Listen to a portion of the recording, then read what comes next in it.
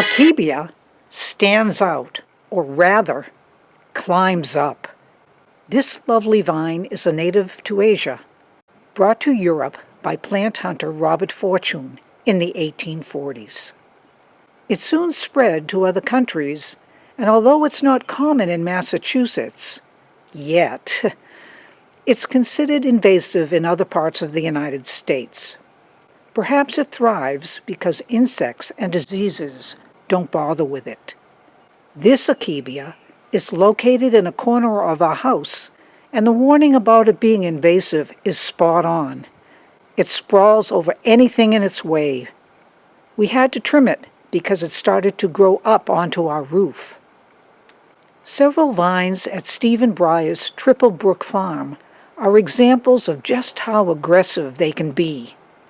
At over 50 feet high, they cover any and all surrounding vegetation.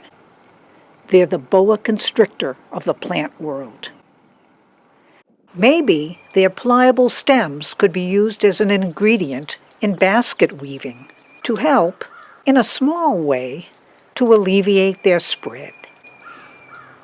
These are already twining around each other.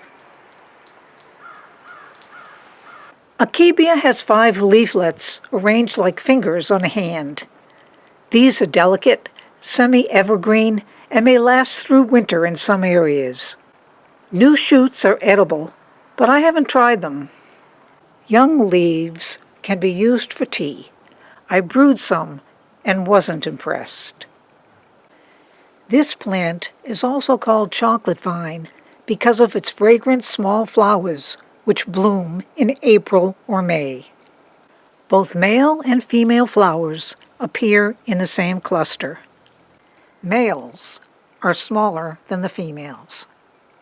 It's hard to believe these tiny flowers are capable of producing the rather large fruits. In Japan, the ripening of Akebia fruits symbolizes the coming of autumn, just as apples do the same thing here in the United States. In early September, fruits are green. They ripen at the end of the month when their outer coverings develop a purplish tinge. I'd seen pictures of what the fruit looked like and hoped I could finally try some.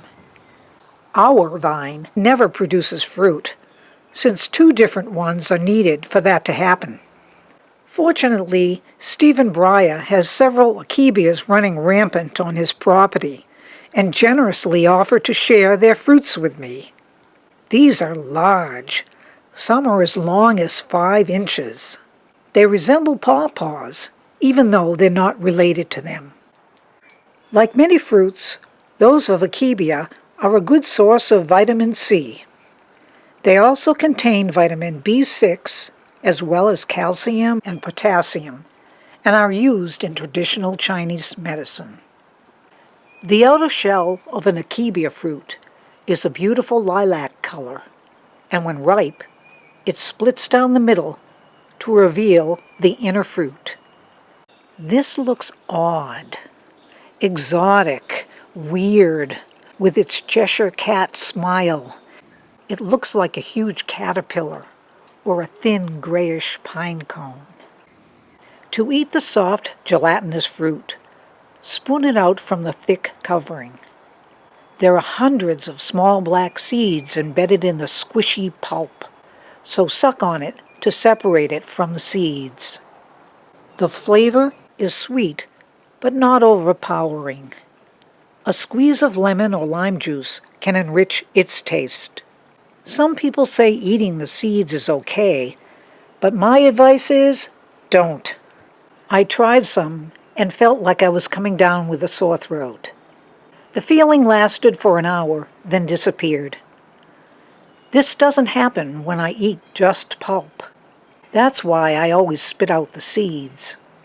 If you don't mind discarding the seeds as you eat, then it's a delightful treat. For the best flavor, eat fresh fruits soon after picking, as they may spoil. If fruits are stored in a cool place or the fridge for several days, there shouldn't be any problem with decay. Some internet sites say the empty skins are edible as well. I sliced one and mixed it with soy sauce, but it was too bitter for my taste. One year, another friend of mine who has several akebias in her garden decided to prune her vines 2 weeks before the fruit was ripe. Their shells were green, but I rescued them to see if they'd ripen. After 2 weeks of placing them on a sunny windowsill, they did. Their skin was somewhat wrinkled, but the fruit tasted fine. Lesson learned. Even if the fruit isn't completely ripe, you can still harvest it. There might be a little pulp inside this one. I'll open it up. Not as much here. If it had been left on the vine to ripen, there'd be more. But there's still enough to eat. I'll do that off camera, because I'll be spitting out loads of seeds. When I asked my husband if he'd like to try some Akebia fruit, he took one look at the opened pod and the alien-looking fruit inside. He was not impressed. He declined my offer. What about you? Would you like some? Yes, please, fruit. From the vine or from the tree, some for you and some for me. Would you like some? Yes, please, fruit.